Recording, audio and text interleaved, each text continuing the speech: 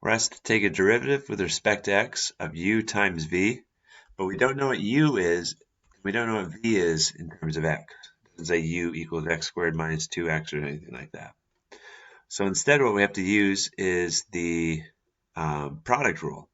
Two different functions of x are multiplying. So the product rule says that's the derivative of the first function times the second function kept the same, plus the original first function times the derivative of the second function. Okay, so if you're not familiar with where this came from, you'll just want to do a quick search for a video on the product rule in calculus. And so the derivative of u at 0, which is what we're asked to evaluate all these at 0, the derivative of u at 0 is -3. So we just have to plug -3 in for the derivative of u. Then the original v at x equals 0. The v function at 0 is -1.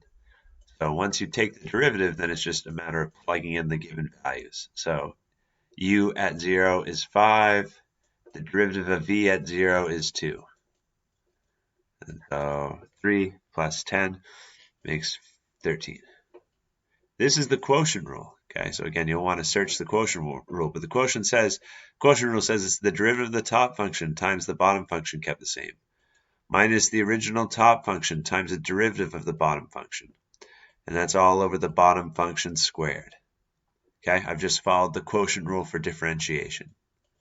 And the derivative of u at 0 is -3. The original v at 0 is -1. Just going with what they tell us there. The original u at 0 is 5. The derivative at 0 is 2.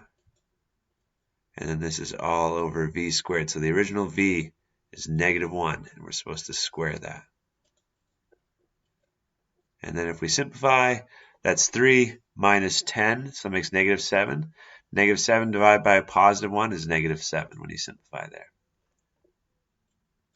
Same thing with this one. This is quotient rule, so it's the derivative of the top function times the bottom function kept the same, minus the original top function times the derivative of the bottom function, all over the bottom function squared, just going through the quotient rule there. Okay, and then that's just a matter of plugging in those given values again.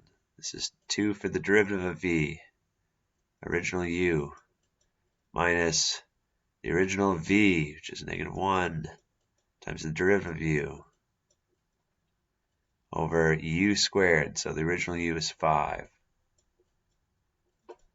So that's 10, and then -1 times -3 is +3, so that's -3 over 25, so I got 7 over 25 for that one. And then here, the derivative operator is a linear operator. That means it distributes, so, and you can factor out constants. So look, what I've done is the same thing. I applied that d over dx to both terms, and you can factor out the 7, so you're just taking a derivative of v. And since we don't know what v is in terms of x, we can just write that as v prime. That's the derivative with respect to x of v. We don't know what the derivative with respect to x is of u, so we'll just simplify it with u prime. And we do know these particular values at x equals 0. V prime, they tell us, is equal to 2.